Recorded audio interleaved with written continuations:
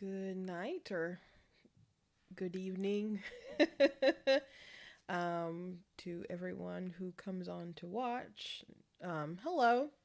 Hello. Some people asked about a story time about my writing and how I got into it and my books and so on. So I thought it would be nice if I just ran through the story about how I got to writing and answering some questions about it. So, anyone who pops in now or pops in later or watches us back, thank you for watching. And so, I guess I'll just jump into it because anybody can just rewind it back. So, thank you guys for popping in and being interested. And if you're watching and you just happen to sub and you don't know much about my writing, I just thank you in general for following me on Black Teen News.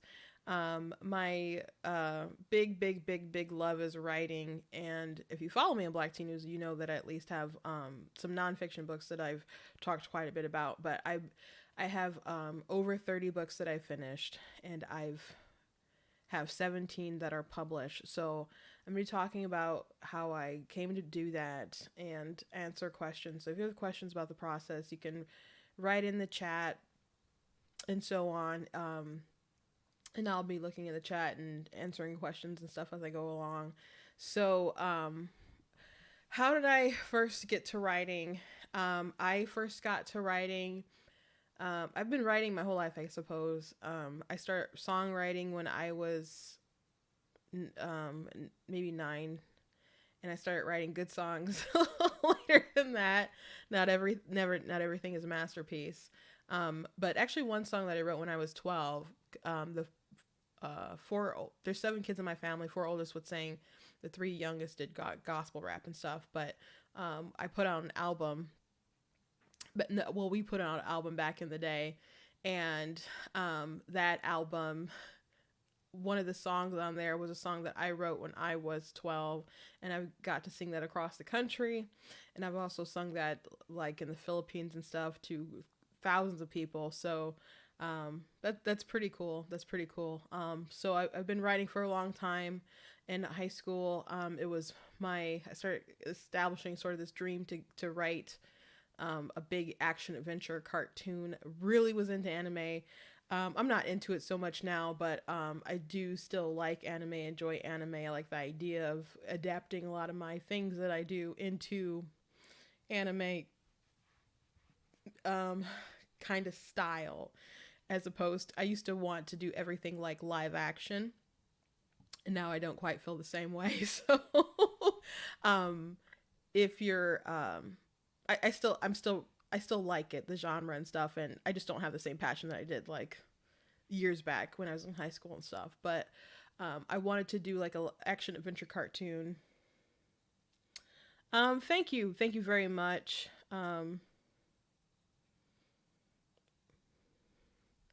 I, thank you very much. I don't know if my vocabularies.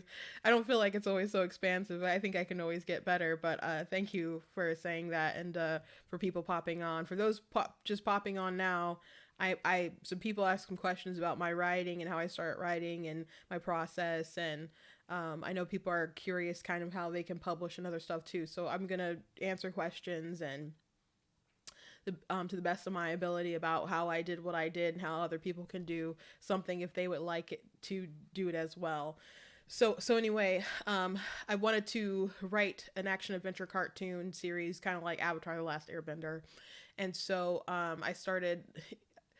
I had like this book Bible with different episodes in it and other stuff, and so I had my action cartoon, and I also had this creative writing class, and we got to do these big projects, and I did like a 2-chapter manga thing. So I'm a pretty slow artist as far as like drawing stuff, but it was a really big project for me, but I was able to complete like my a chapter or two with a manga that I had created, and I did this cool like video music video for like our special like presentation, and I used the song "Kiss My Eyes and Lay Me to Sleep" in it. So it was really neat. So anyway, I was going to school for the for creative studies, and that's in Detroit.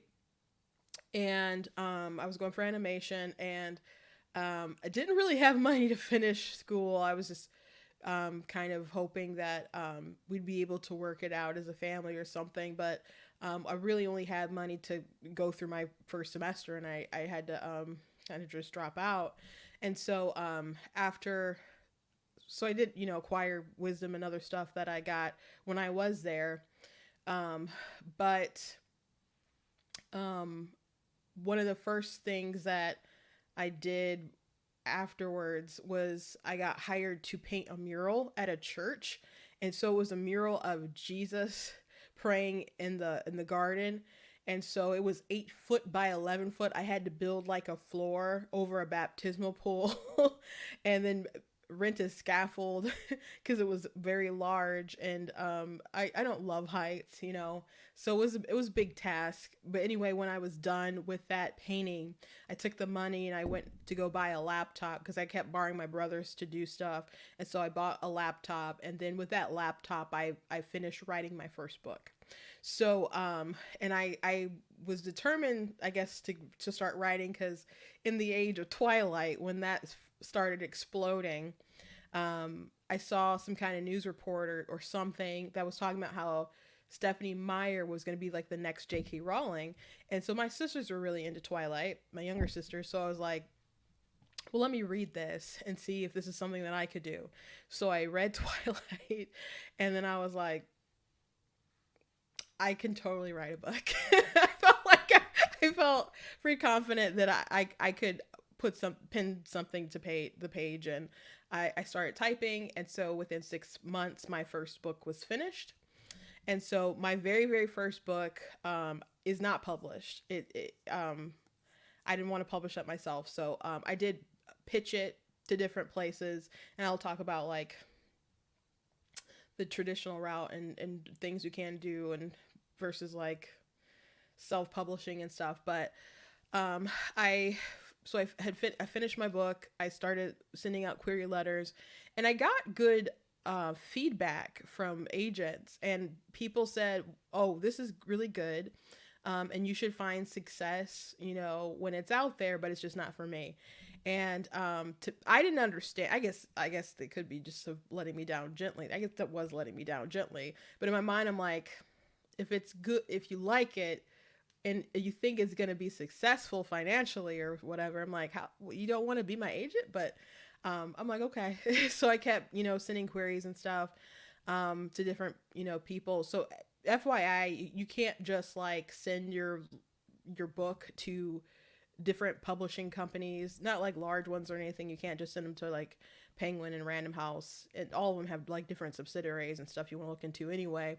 But you have to get an agent, and then the agent will send it to different houses.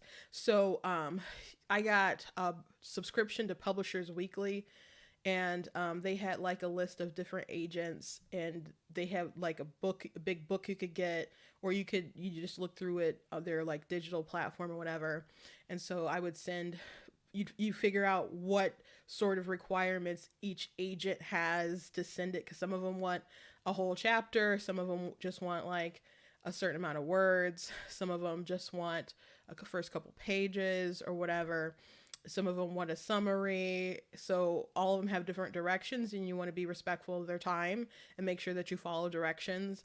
And so crafting it for each person took time, etc. So as I was kind of waiting to get like that magical like yes from someone regarding my first book, I just started writing other books. And I entered a writing competition for like a short story, which it wasn't much of a short story. It probably wasn't the right format for a short story, but that ended up evolving into my book Almost Alive. And so I kept writing and writing and writing and writing. And so eventually I was at home in the kitchen, and my dad was just kind of like, why don't you just do it yourself? publish a book yourself. And so it was him and my oldest sister that had brought it up. And so my dad has self-published himself, like when I was like a baby. I think around is maybe when he self-published some of his books and stuff. And it was way different back then. You'd have to like order a bunch of books, and we had like boxes and boxes of books in the garage and stuff. And he's, sold books all over the country and brought them all over the world because he's traveled a lot. And so, but did he ever have like big kind of worldwide success with his books and stuff? Not really. And so, I don't know. It was, it felt really daunting when he asked the question. And so to me, it felt very dramatic of a question. And they're probably just like, all this is probably happening within the span of a couple seconds. But I just had like this panic that took over me. Because I'm like, what if I put something out there and it just falls flat on its face? And I just couldn't stand the idea of that. And I actually cried a few tears of like fear. And then I was just like, Christina, get it together. Like, it's okay. Like, why not try? Why not put yourself out there and do this? Like, you can do this. And so I was just like, I had my head down, like a few tears like fell on the island. And then I was like, okay. And to them, the moment was probably short and not dramatic, but it felt like cinematic movie to me. So I decided that I would go ahead and put one out myself. So I see some. You said your kid loves mangas. I see some questions about the process. I will get to those questions, so please hold tight. I will get to your questions about how I make them. So I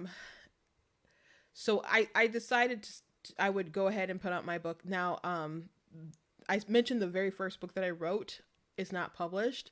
And the reason why it's not published is because when I was at CCS, we had a speaker that came. So if anyone's familiar with Adventure Time, you probably know who Penn Ward is. So at the time when he came to speak, Adventure Time, that's with Jake and Finn and Princess Bubblegum and Marceline, that Ice King, that Adventure Time. He came to speak, and this was during a time where at first it started off as a short that Nickelodeon produced. And I think it was Nickelodeon. And Nickelodeon thought it was way too weird to make into a full cartoon. So they made the short, and people loved the short, but they wouldn't allow it to be anything else, to do anything with it. So it was kind of in a limbo. But he amassed all these fans online from people who really were into the short. He even talked about like weird fan art that people had and stuff of it. But he gave this advice, and he said, never pitch your baby. And he said it, and I took it to mean like, because if you pitch your baby and put it out there of something that you're really attached to and something that you really love, and then for like corporate greed or whatnot, they'll be able to bastardize it in all kinds of ways, and you'll have your feelings hurt because something that you were so emotionally attached to isn't the same as how it should be.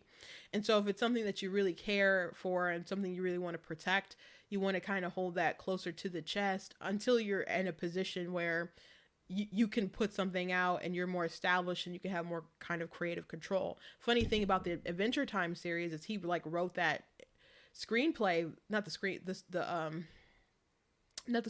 but the storyboard in like 15 minutes. It wasn't something he was like deeply attached to. He just made it up within 15 minutes, and he pitched it to Nickelodeon, and they liked it. They made the short. They thought it was too weird again, so they wouldn't do more than that. And but that's what made him famous. Now we know, and from hindsight and stuff, that eventually he got some kind of deal, and Cartoon Network took it over, and Cartoon Network made Adventure Time, and it was one of the biggest cartoons ever. So anyway, I took that advice from Penn Ward, and the very first book that I wrote, I was too attached to it. And I didn't want that to just go out there, because I did genuinely feel like this is my this is my baby, like this is my gravy train or what, and it needs to come out and be done correctly. It needs to um have I don't want it to like kind of fall and just be floating in limbo or something when it premieres. So I started writing other things and to put them out. And so the first thing that I put out was my book Super Kid.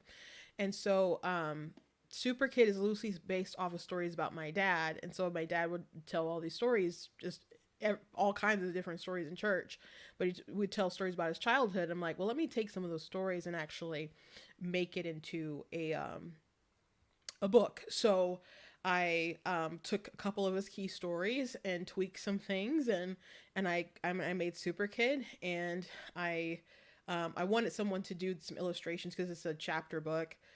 They couldn't end up doing it, so I ended up actually doing my own artwork for it. And the company that I had who produced the book, they had like editors or whatever, so I paid to get it edited and stuff. And I put it out there. And so once I had done Super Kid, I just got a knack for it. I kept doing it, doing it, doing it, doing it, doing it. And so eventually I went to a library event or something for my local library, and there was an author there, and she had mentioned that she had made 30 books. And I thought that was really cool. And I was like, you know what? I want to write 30 books, complete 30 books by my 30th birthday. And so that was a goal that I had. And I was able to meet that goal. So now I'm 33. I have over 30 books that I've finished, but I have 17 that I've now completed. So I'm going to go through some of these questions before I continue on with my story. Um, so, how do I make the books? Uh-oh, hold on. I kind of collapsed the comments.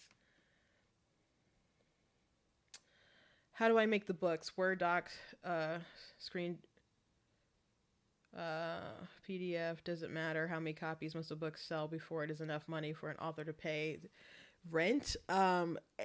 Oof, depends what your rent is. It depends how high your price is, what the royalties are. A lot of people are authors and are not full time. Um, so I start writing my books with Word, and I just use Word throughout the whole process, I guess. And Word is good enough for the formatting and stuff. By the time you put it like to print or something, it's going to be pretty much in the right format, even if you when you put it for like a Kindle file or something. So it's pretty accurate. You can always also look at, there's programs that can convert them into like ebooks and stuff. Like Calibri is one that I use, and that's free. Kindle has Kindle Create that you can use, but I use Word. Once you do it so many times, you kind of get a knack for it. Like um, making sure that your headers or stuff is your headings are correct. When you make a table of contents, that um, your margins are correct when you make stuff throughout your book. I pretty much can set up the book correctly when I start writing, as opposed when I first did it, I'd have to go back and like change everything after I finished it. But now I pretty much start off writing with everything like correctly formatted. So it just kind of takes a knack to get it right. But some when I upload it, I might convert it like the print version into a PDF, and upload it from there. But I just make everything in Word, and so I don't know what everyone else uses. I think mostly people use Word.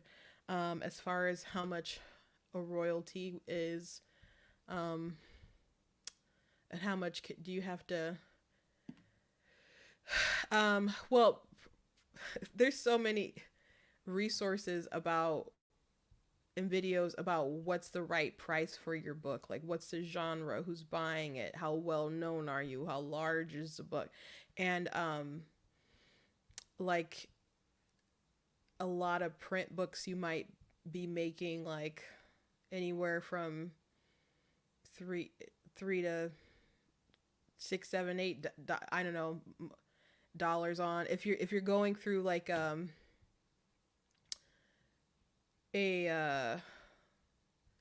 Ingram Spark, for example, if you want to go wide, Ingram Spark is where you would publish through. Now, I haven't done anything through Ingram Spark. That's a new process I'm gonna be going through. That can actually get you in bookstores if bookstores like have that demand for it. Um, and the books, whatever you set your price at, the bookstores want like 50%. um, Whatever your list price is, they want like a 50% discount or 55 or something like that to be able to take it. So you have to make sure that your margins are going to be good. But if they buy that way, you might only be making a couple dollars off each book. So it's not, for a lot of people, it's not something that they can just quit their job automatically to do it. I do write and have been writing, but I also do graphic design and video editing and a bunch of different other stuff as well. So, you know, it's not, you better love the craft first before, um, I guess you quit your day job is what I'm saying. I don't know Bandy Desiree or Desini. Um,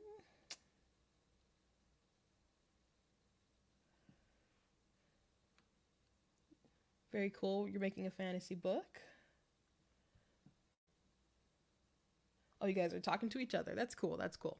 So, yeah. So I started Super Kid, and then I was my second one. I think Sunrise Sunset was my second one that I did, and that one is like really dark. I don't know what was wrong with me, but and then I think I did the Light Book maybe next. Now the Light Book is actually based off of my my cartoon idea that I had. And so I'm like, well, I'm not making cartoons anymore. Let me take the idea and put it into a book.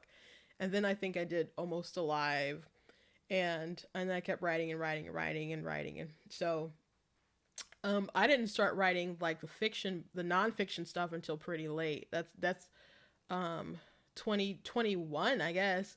Slay Your Fear, I think, is when that came out. So that was my first non nonfiction book. All my other books are fiction, except for like, of course, Guys Blatantly Against Abortion, and that one I just came out with earlier this year. Actually, like last month, and I just came out with Embers on a Dying Moon. So let me show you guys some of my stuff. So I do design my own book covers. The only one that I didn't all the way design is my abortion book, and that's because my sister did the art for that. But I did, like, after she did the art, I did do the rest of the book cover. But she did such a beautiful job. So Super Kid, loosely based off of stories about my dad, who has an overactive imagination, or who had an overactive imagination. So the main character is Felix, and so he has an overactive imagination, doesn't actually have superpowers. And so he teams up with these kids from school. So one is Kiara. So she is way too smart for her own good, for her age. She has a huge crush on Felix. So she knows enough. She's smart enough to kind of get him in trouble and to keep him out of trouble too bad. So she becomes Princess Lady Diva because she had to be all three. And so Lee is Stickman, and he thinks it's all real. So they train him, and he kind of is the Batman of their team. So this is loosely based off stories about my dad, and it's got, like, things about my childhood and other stuff kind of in there as well. But kids really, really, really, really like Super Kid series. They say it's epic. So if you have a kid in your life who reads like middle grade chapter books, would be really good for them. This is Super Kid 2. There is a sequel. I am writing Super Kid 3 as well. So if you've read Super Kid and 1 and 2 and you're waiting for the next one, I am working on it. I did start it. So Hopefully I'll have it done before the end of the year, before all these kids grow up and stuff. But the villain is Frostbite, so he's also based off of a story about my dad too. And it's funny because my dad, who is black, he's just very very light. Um, we we told him that he actually made up Stickman when he was a kid, and so we're like, Stickman is Asian. He's like, you made me Asian. It's like, no, he didn't make you Asian. You just Stickman is Asian, but the main character Felix is half Mexican. And so he was just like, what? Like, why aren't I black? And I was like, because Kiara is black. And so it's pretty diverse, and people do like to see different representation. And these are original characters, making my own characters to be able to kids be able to look at and kind of be like, oh, I had big poofy hair. Like my hair, I never had hair as big as Kiara, but I used to wear barrettes in my hair like that, and I had a little teeny afro puff. This hair that I have, I've been growing it my whole life. My whole life. So I never had something that like huge, but there's like elements of her that, that are part of my life, and there's elements of all of them that are part of my life and stuff. But it's diversity is good. People just don't like sloppy seconds, so support original characters. So I don't have these in order from when I started, but well, I think this was the next one, Sunrise Sunset, and this is the sequel, Dusk. So again, I did these covers myself. Basically most of my stories explore like the darkness in humanity, and it is about overcoming it in some way, form, or fashion. So some of my young adult can go a bit dark. I don't have swear words in them. I don't have sex scenes. Well, I do have sex scenes, but they're fade to black. I don't like write explicit kind of stuff. Nothing worse than you've seen, like if you watch the CW or something like that. But this is about like two immortal beings who are trapped within the same body and they're contending over the same guy, but the guy is just kind of like he's caught between them, but it's not about the guy. But one emerges at sunrise and the other emerges at sunset, and the one at sunrise can bring out the best in people and can also heal, and the one at sunset can strip you of your inhibitions. And she can also like move things with her mind, so she's very formidable and crazy. On top of that, very twisted because of how she's been treated, because she's perceived as the evil one. And so one of the tagline is like, one of them wants to save the world and the other wants to set us free. So those are those. And Becoming Undone and Almost Alive. Now I let me tell you this. You can find out how to do just about anything on the internet. And I've always been good at design. I've always known how to design and do digital stuff. But like the words and stuff, the flame with the words and stuff, I watched a YouTube tutorial. I didn't know how to do that off the top of my head. And then even like, you see like her eyes and stuff. So this original photo, I got from like a stock photo website. And the premise of this book is that the main character, Michelle, she had unalived herself, and so she came back to life. That's where the story opens up. She's already been back to life, but she just notices that something has been weird about her life, and comes to find out that she didn't come back alone. So when she unalived herself, she spent a little time in hell.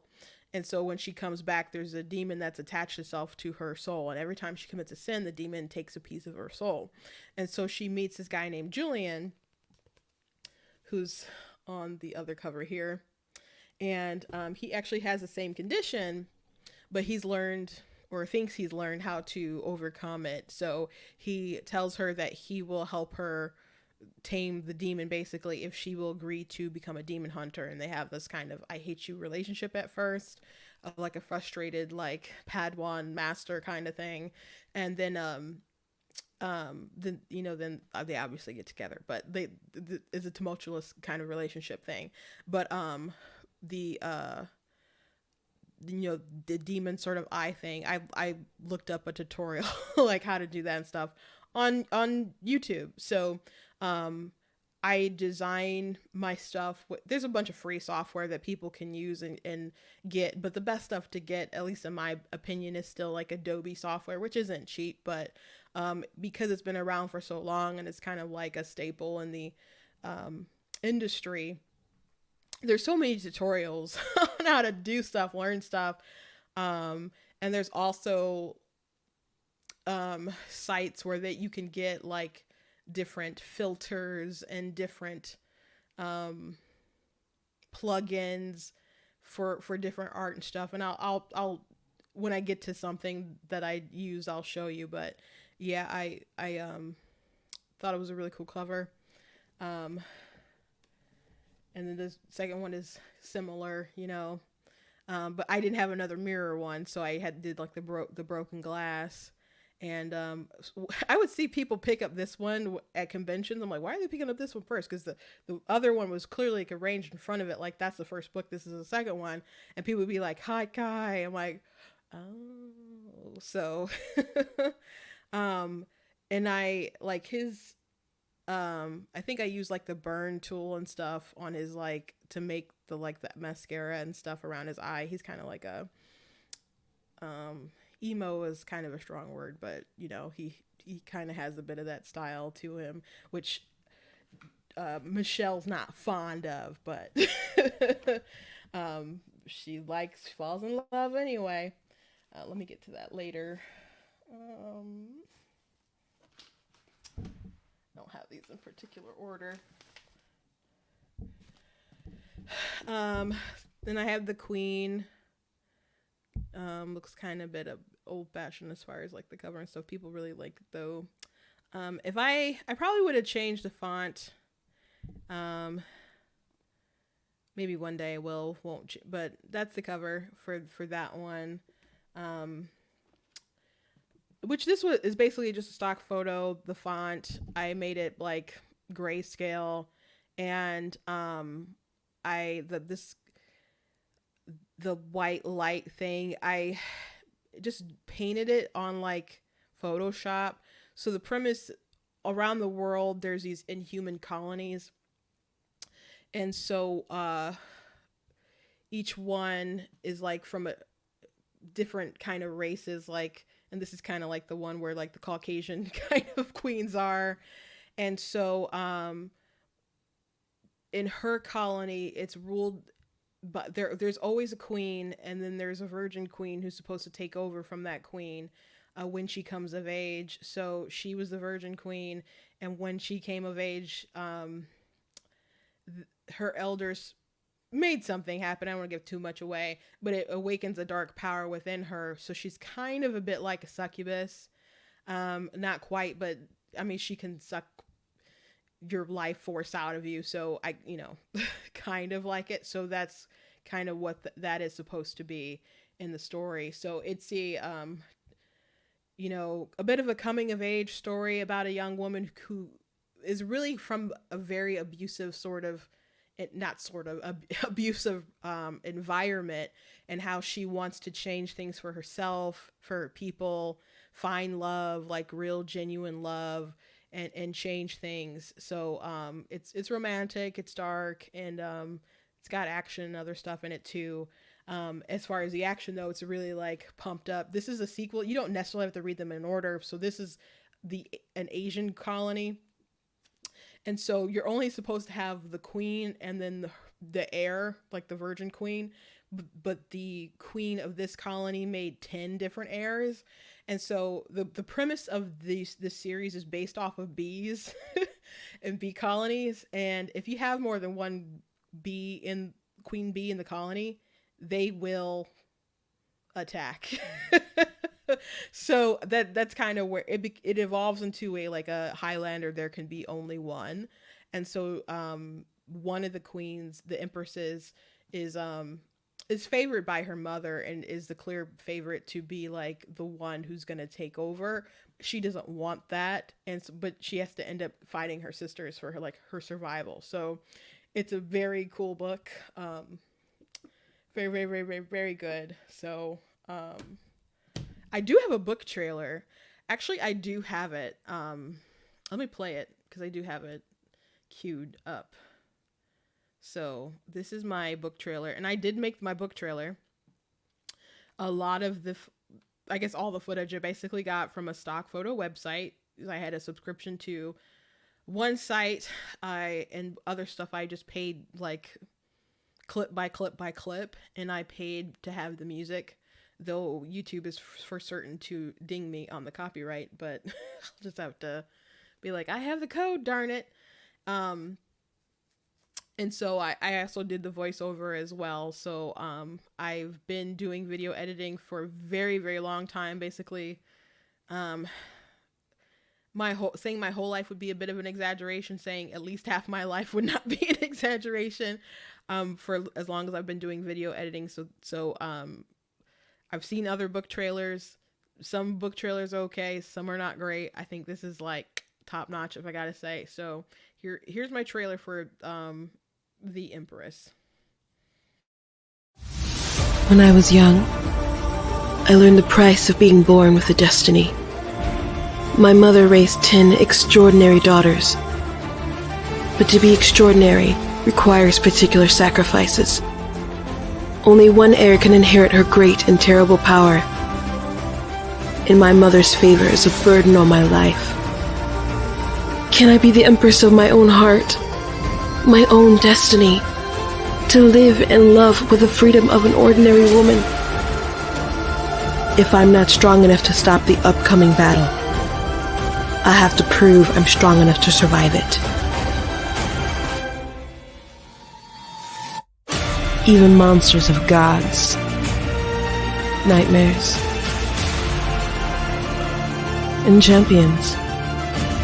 I have the opportunity to be all three. My body has been bruised, busted, broken, and cut wide open. I paid for every pound of flesh, for every inch of my soul. I deserved every speck of my existence, and no one could tell me differently. Living my life on my terms is all the honor I need. If I can't first honor myself, what does your honor matter? I am an empress, and I bow to no one.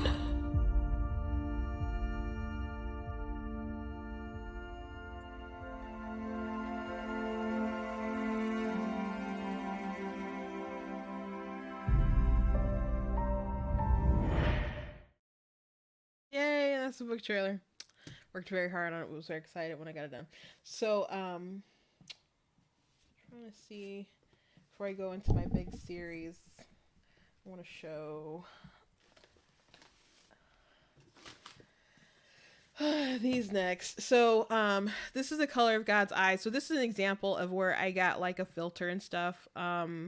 This dispersion effect, like I paid to use it and stuff. And, so it took me forever to find this model and stuff. So I was trying to find something that was, so the premise of the book is it takes place in the Civil War. So this is Charlotte. When she was a child, she believed that she was purchased by a woman named Lady Cohen to like mind the house and take care of the master's son and all that kind of different stuff. But when she was older, she realized that she was actually selected because she has a special ability. So she has a not so secret relationship with the master's son John, and things end up escalating, and she ends up like halfway between the books, she ends up running away and meeting a freeman named Cooper, and she lives in New York and stuff, and there's a lot of gang violence and stuff back in that time, and so he teaches her like how to fight and other stuff like that. So it's a really cool book. Imagine like X-Men meets the Civil War, the like American Civil War. And in the second book, Song on the Devil's Lips, like the like big climax of the book takes place like during the draft riots, which were very violent if you're not familiar with the draft riots. And so in the second book, something happens to Charlotte that kind of makes her question, well, humanity. And whose side she should kind of be on, because like should she take like a, we'll keep talking X-Men terms, be like a Charles Xavier or be like a Magneto like kind of faction. So she's kind of tempted in some ways and not. So it's a really cool book. Usually when I'm at a Comic-Con or something, which I will be this weekend, people ask for a recommendation, and usually those are the books that do really well. They all do well, but that's the one that does probably the best, and those because people haven't quite read anything like it. So it's my, they're all my babies. That one is a particular baby. It is a favorite. And with, I think in the case of all the books, the first books are good and the sequels are way better. Not that the first books aren't good, but they are good, but it just really kicks it up and takes it up a notch. Like Becoming Undone is you know, really revved up compared to Almost Alive, and Becoming Song on the Devil's Lips, that might be I don't know, I think it's the best out of all the things I've written. Maybe maybe the best. I think so. I think the Empress is really good, and the Empress I do like more than the Queen.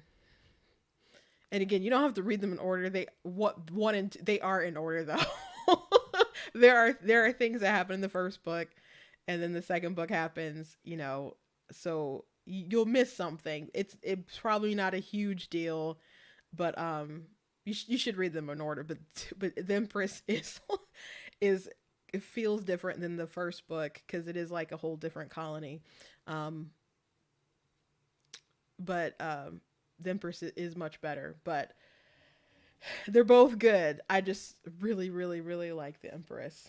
So let me see. The fire filter and the fire and stuff around him, that's also stuff that I got like from the same website. I use the dispersion effect again.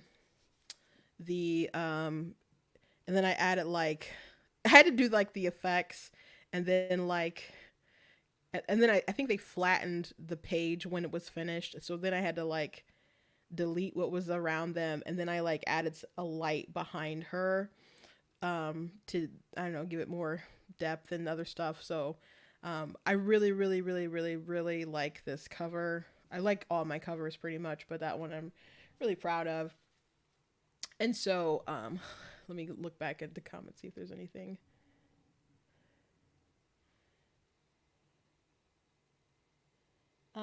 Do I sell books on my site? I do.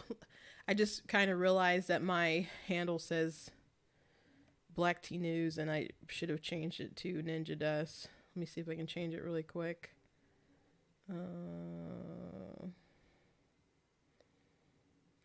I don't know if I can while I'm live. I'm just going to take it down, and I will... okay. And let me show this banner. Yeah, okay. That's my book website, ninjadustpublishing.com.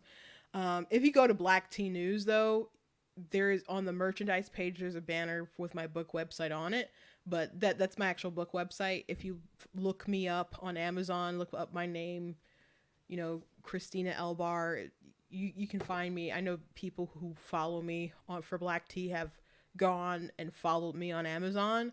So I assume when you follow me on Amazon, when there is a new book, they will alert you to an author that you follow that something is new.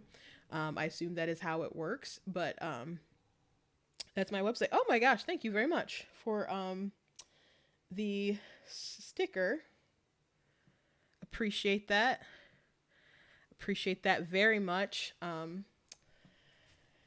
So the next set of books that I have that I'm gonna walk through, I have a series where I'm building a universe. So I have 3 books that are going to have a trilogy for each one, and they'll have other maybe side stories and stuff too. And then when each one is done with their trilogies, they're going to combine, and there's going to be like a ultimate trilogy between all these intersecting characters. So the one is Cursed Moon. And so this is actually a new cover. It's not new, like I just did it, but I had a different cover for this before that didn't scream YA in the least bit. So I was really glad I redesigned it, because as soon as I redesigned the cover, it started getting different eyes on it that it wasn't having before. So I was so glad that I changed it. Never be afraid to admit that you were wrong and made mistakes and that you need to fix them. So I'm really glad that I changed the cover and stuff. So this is Phase of a Broken Sky, and the second book is Embers on a Dying Moon, which they're very similar. So I just kind of got the same Photoshop file and built upon it. So really, really love both covers. But the premise of the Cursed Moon series is that Jessie is like a homeschooled freak. Her parents have been very protective. Then she is going off to college. And this is like the first like kind of adult sort of move that she's done. And so on the road, she meets this young man who is, spoiler, is transitioning to a werewolf. And he also has haphophobia. If you don't know what haphophobia is, it's a fear of touch. He would be like an awful, awkward werewolf, and he is. And he's trying very hard to get home before the full moon, but they're kind of drawn to each other, and it turns out that they have a connection from their past. And so it just builds from there. So and the mystery of their past, what happened to them, the shared connection, and dealing with the whole werewolf tribe, and can they beat the curse, and so on. So this is the first book, and gosh, this is the second one. And so this is my newest book. It like literally just came out. As a matter of fact, if you go by right now, because this is like the thickest book that I have made, so the list price is going to be higher than everyone else. But at the right now, Super Kid is like $10 on Amazon. The rest of them are like $15. So this is still at $15. It's gonna be $20 on Monday. It's gonna go up. So if you would like to buy it now for the cheaper price, you can. So what's different? What's Monday? Monday is the day after Comic-Con. So I sell these on special, whatever, usually. So after Comic-Con, I'm gonna up it on Amazon. So if you're interested in the series, you can go get it now.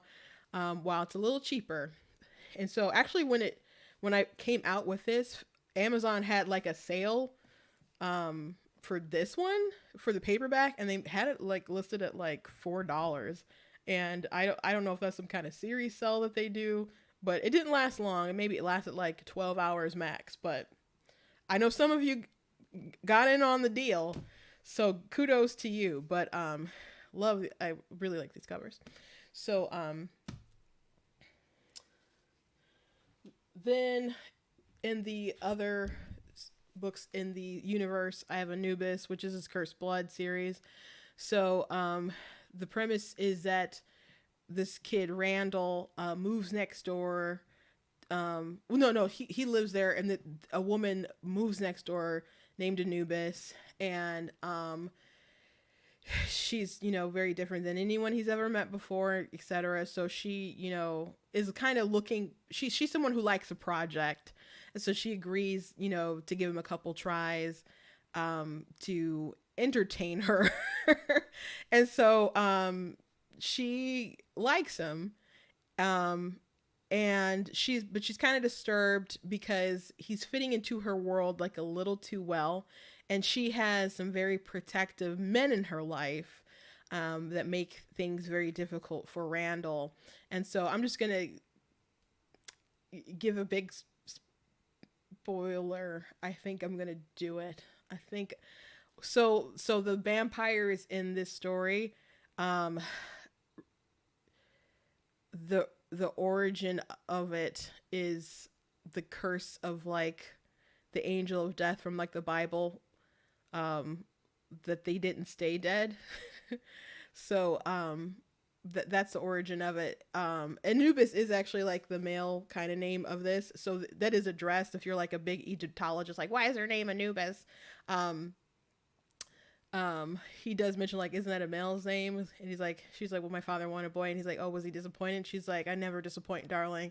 So there's a line about it, but it's a cool book if you want something different in the vampire sphere. So and Randall's pretty adorable. And then this is Cursed Water. So this is a take on, there's some elements definitely of the Hans Christian Andersen story. There's a couple nods to like the kind of Disney version that a bit as well. But the like main like tagline is like, Luna was born with a serious defect. On the surface world, they call it kindness. So people in her it's kind of like old school sirens kill people, kind of vicious mermaids, but Luna's pretty different. And so she ends up sparing a human's life, and her father is very upset by that, so he exiles her. And so she ends up going to the only person who's willing to help, which is the sea witch, and the sea witch teaches her how to survive and to use the magic that she's gifted with. So that is kind of the start off of this series, The Dark Mermaid, which the second one will be out this year, I promise. So I plan to actually have a pre-order link for it pretty soon. So very, very excited about that. So once I finish all the trilogies in these books, they'll all combined. So they kind of mention a bit. The werewolf book mentions that there's vampires. The vampire book mentions a mermaid, and I don't think the mermaid mentions anyone else from the other ones yet. But it will definitely start touching into the different areas for sure. And as they continue to go on, so excited for all those things to combine eventually. So those are all my fiction books that I have. Again, I do my own covers, with the one exception of one book, which I will show you guys. But all these fiction books I did myself. And as I said, I started with a Super Kid book, and once I got accustomed to publishing and stuff, I just could do it again and again and again and again. So when I first started publishing, I used a company called CreateSpace, and CreateSpace was absorbed or bought out or just transformed into Amazon KDP. So I just do it through Amazon. So and it's pretty easy to do if you know how to format and if you can design and a lot of stuff. Once you actually get your files and everything up, you could have your stuff published in a couple hours. But should you do your own book covers if you know nothing about design? No, because if people aren't gonna, and even if you know something about design, that doesn't mean that you know about book design, because you have to think about how your stuff is going to look in a thumbnail while people are scrolling past a lot of other books that look good. Like I mentioned how I made a mistake with phases, and at first it looked pretty plain. It did not look like much like my genre, like how it should have, and I had to redesign it. But all my other ones I didn't redesign anything, and people generally like my book covers and stuff, but it is a different animal. So you gotta kind of learn your market. You might say, well, a lot of books look really similar. Why are so many book covers? Do they look similar? I don't I don't know why they have to. Maybe they don't have to, but I think there's kind of a method to the madness, and everybody's just doing things that kind of work and speak to their clientele. Now, I think my books look pretty different, and I get compliments on my covers all the time. But if you don't know how to do it, you don't know how to do it, and it's worth paying someone else to do a good job to make a good cover. Because if you have a bad cover, when I see things and it's not done right as far as like the art, my first thought is, why don't they know that it looks bad? And if they don't know that it looks bad, what else is wrong? Like even like with politics, if someone has a flyer or something, or a banner or a bad logo, I'm like, what's wrong with them that they don't know that this is bad? And I know there's this saying, you don't judge a book by the cover. I think we all know that that's not true. So if you need some help, there are people, that do like the formatting and all that stuff for clients, for different people. So you don't have to know how to do all that stuff yourself. You need to know how to make covers and all that stuff yourself. And if you are doing it all yourself, it does get to be kind of a lot. I don't mind sharing my information and my knowledge, how I acquired it, because it did. I mean, I had to learn some things on my own, read some things, but some people told me some things, and I don't mind sharing my knowledge on this stuff, because sometimes you wish someone else kind of was just ready and available, and sometimes there were people ready and available, so it is a way to give back.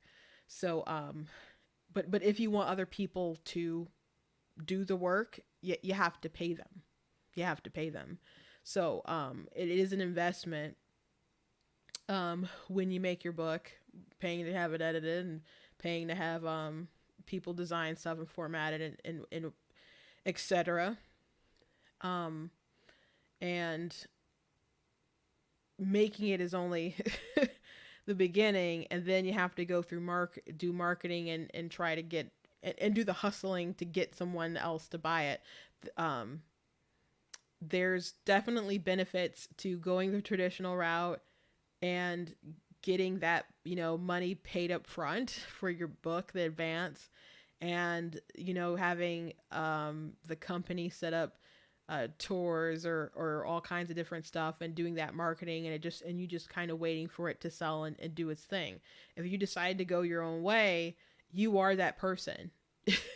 You have to plan where you go, how you spend your money, doing the marketing. I mean, unless you hire someone else to do that, or you're part of some kind of small indie press, but it's a lot. It really is a lot. And something I don't mind, I guess, doing all on my own, because I've done it a lot by now. And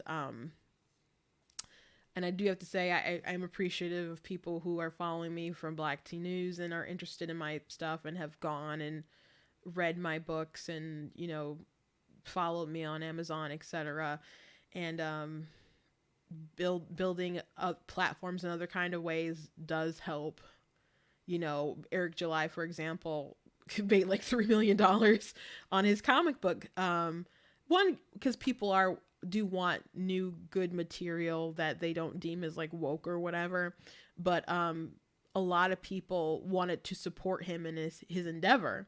They wanted to support him because he was doing something and bucking against the grain and promising to not make woke content. And so you want to encourage people, but they genuinely like him and they want him to succeed, and they like comic books, and so they give him a shot or whatever. I mean, I bought his book too. So platforms can really, really help. And even if you want to go the traditional route, and say, hey, I have X amount of followers on Instagram or Facebook or something like that, that stuff can help them also nudge in the direction of, we want to sign this person. So let me move on.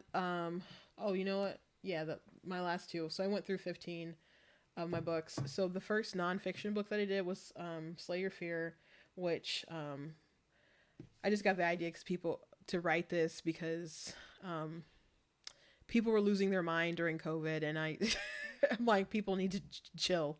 People need to chill. So it's not about COVID per se, but it's just about not living your life in fear. So, and how to overcome it. So it's not very long, but it's helpful. So you guys, that's available. It's funny when I was a kid. My dad had all these. I wouldn't have imagined writing all these books because I thought I would, as a Christian, maybe I just could only write books like this and not books like the rest of these that I have. And so that seemed really boring to me. So I just didn't like the idea of writing stuff. And then I don't know what was it that clicked like, hey, you can make other kind of content that's not just like scripture this, scripture that.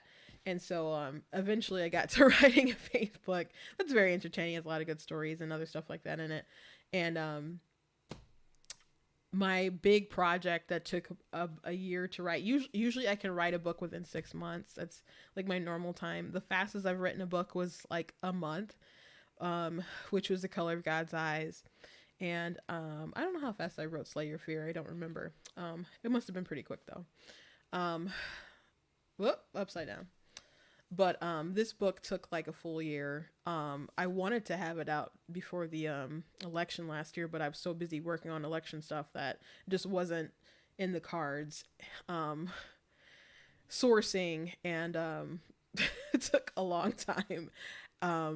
Just the technical things in the book, but and that's like where does it end? There's like 321 is the actual pages is the actual book, and then the notes goes up to like almost like 400, but like some of the end notes in the bibliography is basically the same thing, but one's in alphabetical order. So my baby sister actually did the artwork for this, like drew the picture of the hand of God reaching out to the baby hand. So she did such a good job, and I'm really, really appreciative to my youngest sister, Tina, who did that. And so after she made that, I, compiled the rest of it. But I wrote this for so many different reasons. Because usually when I talk about this topic, I would just talk about rights, and I would talk about science, and I would try not to really bring a religion into that because people get in the weeds or whatever. But people would always just assume, like I've heard people say to atheists, like, you get your God out my uterus, and like, I don't believe in God. And then some people don't even believe him.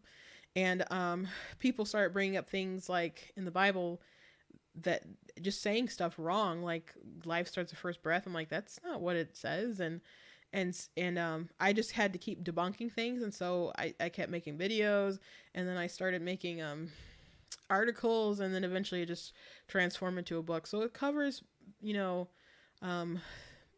science, and it covers rights, and it covers theology, and it goes into societal harm of abortion. It goes into moral absolutes. It talks about separation church and state, a bunch of stuff. So it covers so much, even like the exceptions people talk about. And I didn't write it to condemn women or anything like that. But I'm obviously don't like abortion, so, and I would like it to end, but this was something that really, really weighed on my heart, that I worked very, very hard on, and I hope it's a blessing to people.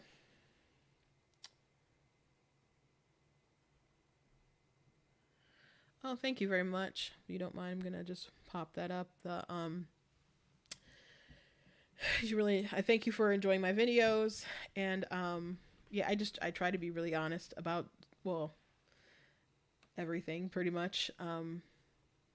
I know a lot of people who watch my stuff don't quite agree with all my positions, and that's fine. And I'm trying to be nobody but myself, represent no one but myself when I'm up here talking and sharing my thoughts and so on. So, but I do think I'm grateful that people are interested in what I have to say. and care, and that I, can spread knowledge or a different perspective and get people to think. And I mentioned the other day, well, maybe it was about 2 weeks ago now or something, that people that I listen, and I couldn't have completed this book if I didn't listen to people and hear their objections and try to overcome them. And a lot of times when people debate, they'll just debate. Well, they'll argue with a straw man. They'll use positions that their opponents don't really have, or they'll create a caricature. And I might create a caricature for a skit or something like that, but to have like a serious kind of conversation, you have to understand what someone is actually trying to say to overcome their objection. So when I write a post or write an article,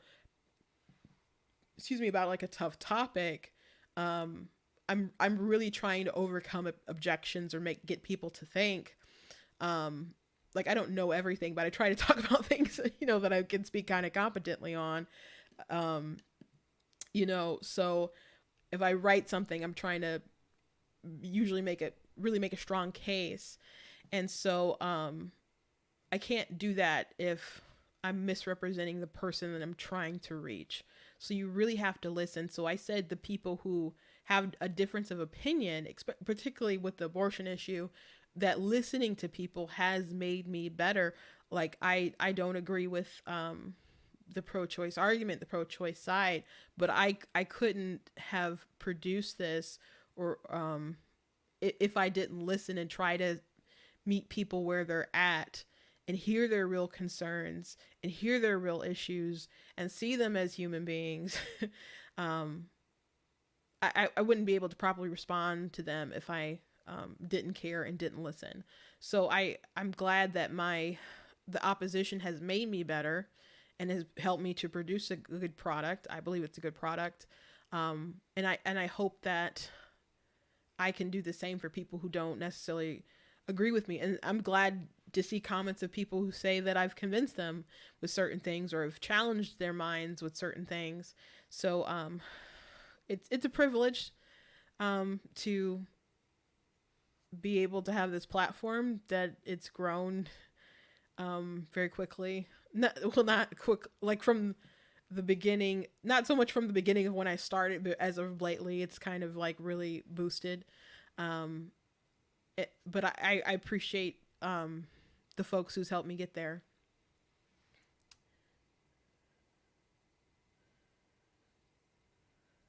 So thank you, Carrie. Thank you, Carrie. Yeah, we definitely don't have to agree. I'm definitely authentic. And I get one I don't want to say it bothers me, but one thing is kind of like, bro, when people I don't know, accuse me of being like a grifter or token or something like that. I'm like, you don't just like legitimately believe that I can have these opinions myself? Like, that's so tired. Like like maybe I genuinely believe the things that I believe. I genuinely believe. I wouldn't say something if I didn't genuinely believe it. Or I mean, there's sometimes you're thinking out loud about something, but people who like, I don't know, sell their soul for $1. I could just be doing something else. Like I could just be doing something else. So that's all my books. So let me say. So I talked a bit about making covers, a little bit. Like, I can't walk you all through like a few full-on tutorials, something tonight. I mentioned that I use KDP. So so KDP is what I've been using. Originally it was CreateSpace, and now it's KDP. I really do like KDP because if there's a problem or issue, whatever, you can call somebody and get on the phone with them and talk to them. And customer service is really key, especially when you got a shipment that you need, or there's some kind of issue or whatever. I like the fact that you can call and talk to somebody. You can't do that with like Barnes and Noble has a Barnes and Noble press. So that the of course, guys are blatantly against abortion. This is the first time that I used like the Barnes and Noble press, And I don't like the fact that it was okay, I guess, but they were kind of slow with some things, with updating stuff. And I didn't I don't like the fact that you can't call and talk to somebody. Like, you could email and they get back with you in a day or two. Um, but Amazon, you pretty much can call someone almost 24/7. There's a period where they like don't take phone calls. And it used to be like straight up 24/7. But it's enough that I can reach somebody. So, but if you do your books through KDP, there is expanded distribution. You can mark that. So in theory, you could get your stuff in stores and whatever. But the truth is that stores will not buy from Amazon in that kind of way if you do expanded distribution. So if you want your stuff in other kind of retail stores or whatever, you have to go different routes. So Barnes and Noble, if you go through Barnes and Noble Press, they're printing their book through their store. So I decided to go ahead and upload and go through, not I did it through Amazon, but I also did it through Barnes and Noble Press. And reason being is because well, I guess I wanted people to have a paperback pre-order option. But because of how kind of long it took, it didn't end up working out that way. But I'm a little wiser now with the process, so maybe next time we'll have it all worked out. But yeah, I guess I'd do it again, but you just gotta make sure you have a lot of time because they're not quite as quick with updating stuff. So if you want your books to be in, other stores and all over the place, the best way to do that is go through Ingham Sparks. And so a lot of people don't love Ingham Sparks because they had a upload fee of $50 each time you had a title. And with KDP, you don't, and Barnes and Noble, you do not have to pay anything to upload your book. You just pay when you want your book printed. So and so there's the cost to get it made or whatever, and then shipping or whatever. So that's, what you pay. And if people buy the book, there's a list price that they pay, like whatever the retail price is, and Amazon gets their cut or whoever, and you get your royalty fee or whatever. But I didn't have to pay to upload anything, which is good. But Ingham Sparks has now gotten rid of their fee. So I'm gonna start uploading my stuff through Ingham Sparks. I guess another fee that you would need to incur is if you buy an ISBN. Your books have an ISBN number. If you're in America, in the US, you would go through Bowker, and but Amazon and Barnes and Noble, they can assign their own ISBN number, but you can't use that ISBN number in other places. So you don't need one for Kindle, just FYI. So with Barnes and Noble, I decided that you might as well. Well, they only use their number or whatever, I think. No. You can use your a number, but whatever number they use, you can't use it other places. So I just decided to just let Barnes and Noble make an ISBN number for the version of this book they have.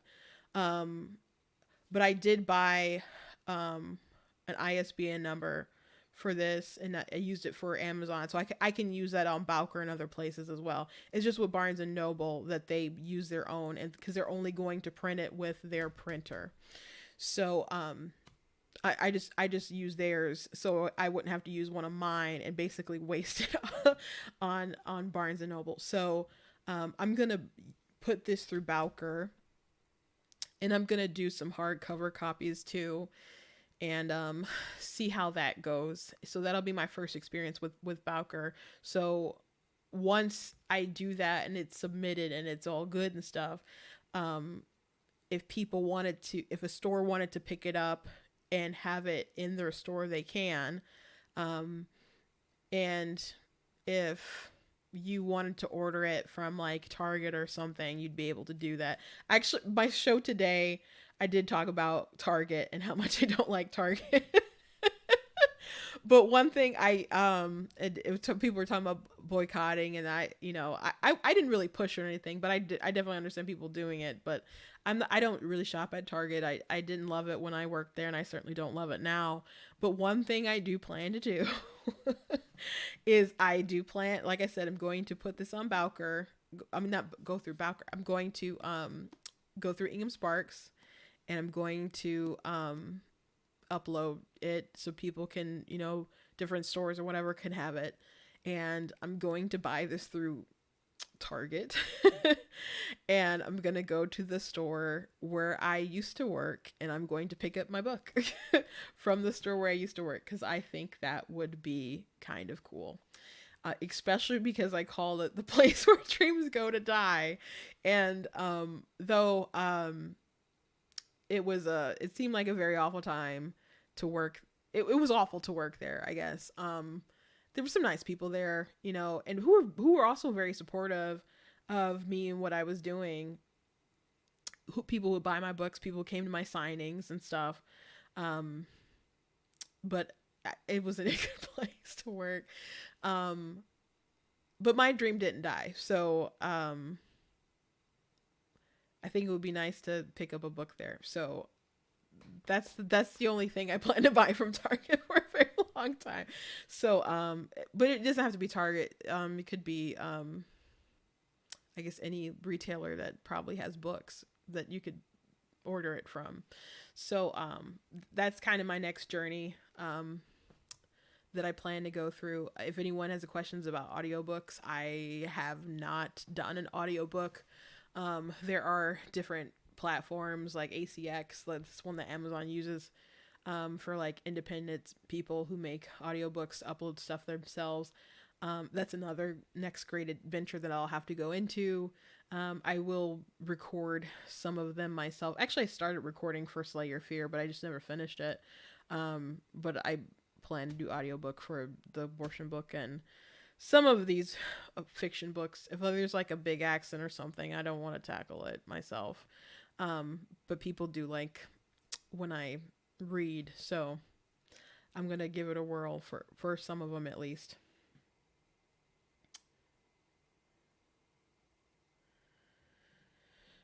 Is there any more questions about writing? I'm just trying to see. My particular process, there's pantsers and there's plotters. I think I'm somewhere in the middle. A pantser just kind of, it's like flies by the seat of the pants, or whatever the saying is. And a plotter, someone who just like meticulously sits and plots out stuff that's going to happen. So when I have an idea, like, I don't know, I'm pretty creative. I can have an idea, just see one thing and be inspired and come up with a big idea or something, and then within 15 minutes have the whole book like kind of plotted out. And so I might at the most write a summary down or something. And then by the time I write the book, there's a lot of things that are different, and I just kind of let it evolve as I'm writing. I pretty much only write in first person. And which is so weird to me that some people don't like first person, but I feel like that's the way that you can really connect with the character to get in their head. And I feel like my characters have very strong voices, not like voices in my head, but like the character voice, like on the page. They're very strong character voices. And I love to write and kind of like,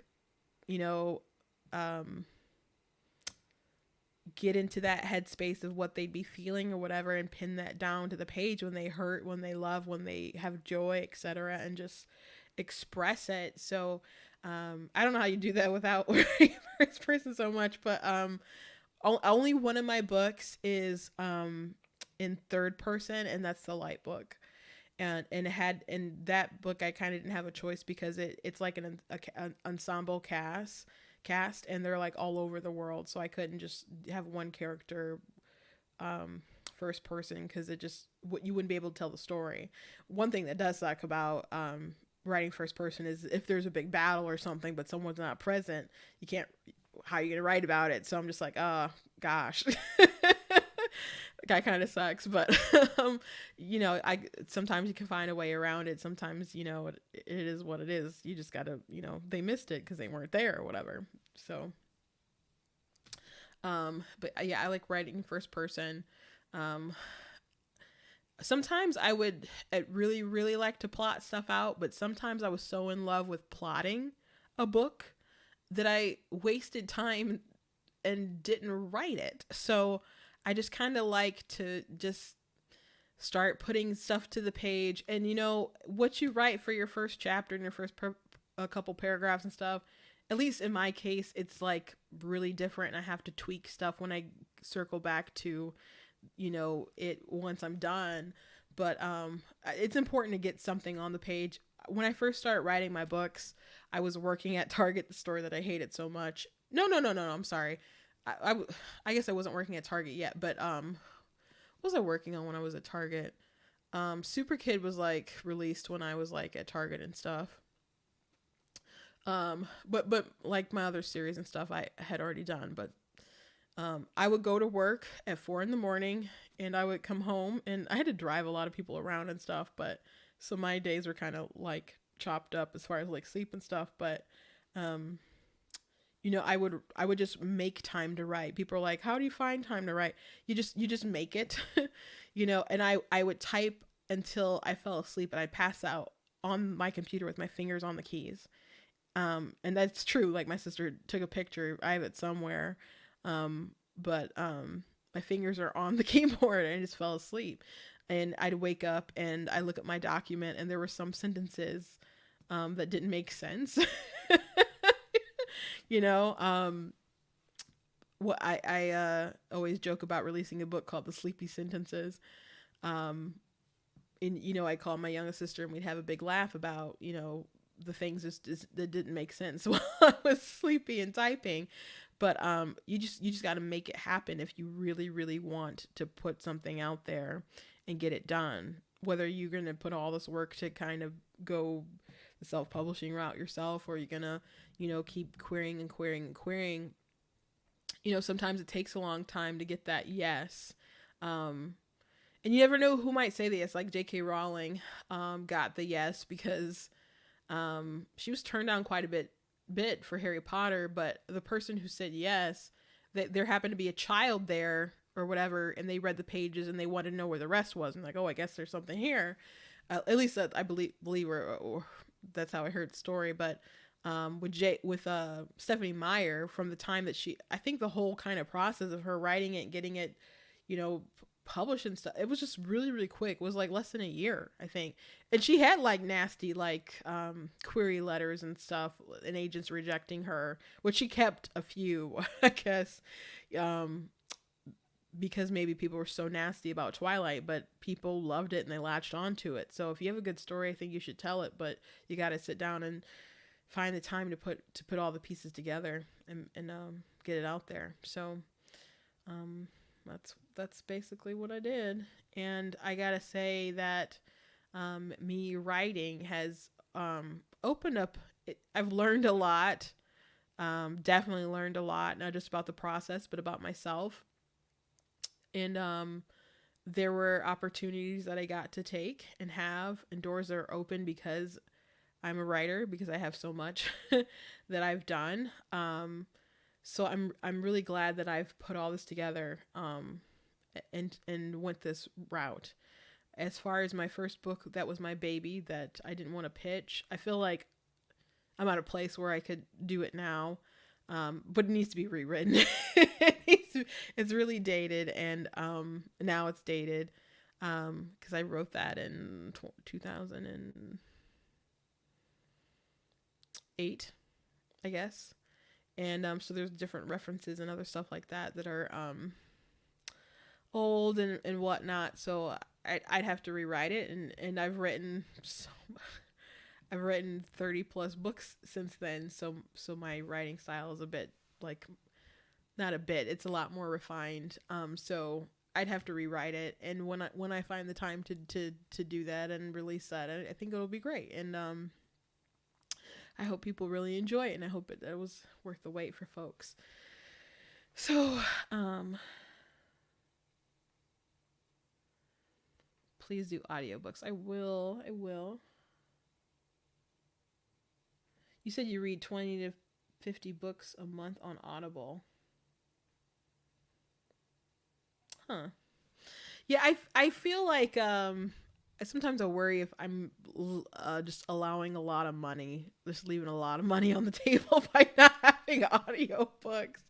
Especially since I have so many books. So I don't know. When I say that I need more equipment and stuff, some of it is like I would like to get a new microphone and stuff for like black tea and other stuff. But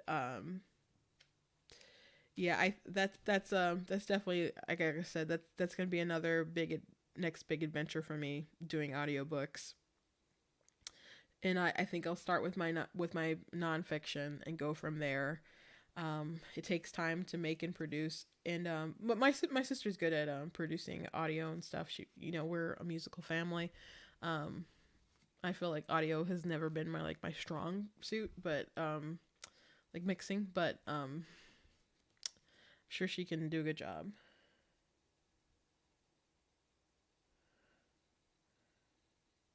You have way too many books on there. I do like Audible, and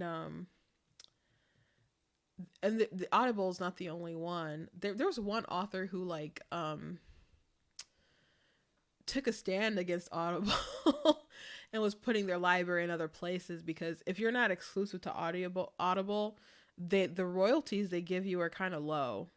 And I don't know if they've recently fixed it, because there was a big author that was kind of trying to strong arm them to change your policy.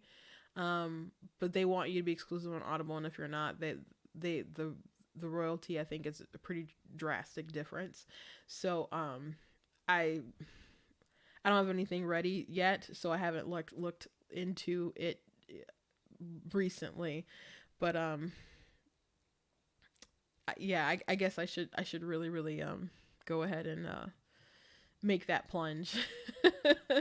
I think for narrating some of these books, I could narrate Super Kid and Super Kid 2. Actually I did narrate, but some time ago for the first one, but I need to redo it. I could narrate, I don't know, I think I could maybe narrate maybe The Queen and the Empress, Almost Alive, Coming Undone. I'm not doing Color of God's Eyes, because they have southern accents and I just don't want to do that. Anubis has a British accent. I can do a decent British accent, but not decent enough that I think British people would find it respectable. So won't do that. I could probably do the Mermaid book. I could probably do Phases. Fine. But yeah, I would start with my nonfiction and go from there.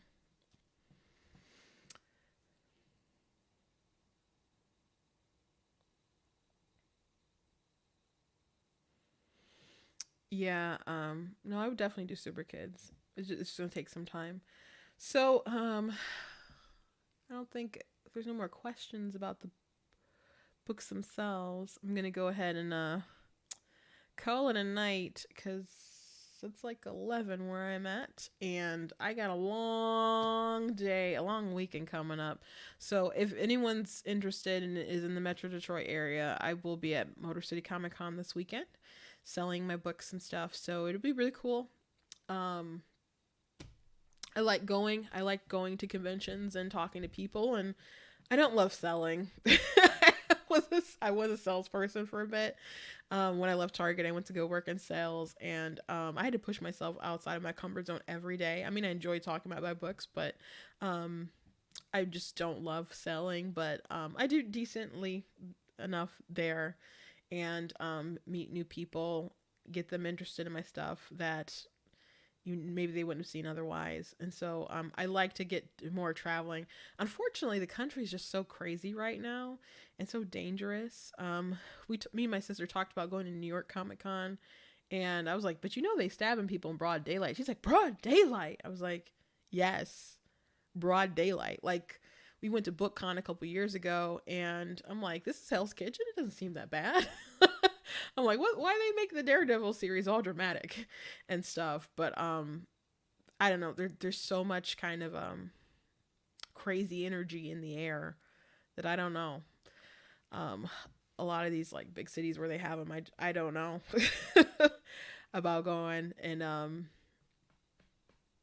it's just so crazy. So I'm Motor City, that's pretty close to home, so we'll go from there. But thank you guys for listening, and hope I answered some questions about again, my process and what I do, and my lovelies, my 17 lovelies.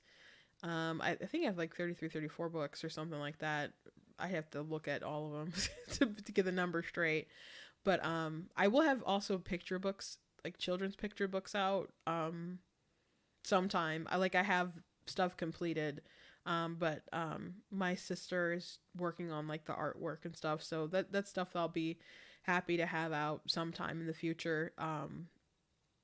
But please go check out my stuff on my website, and pick up some books for yourselves or people who like to read.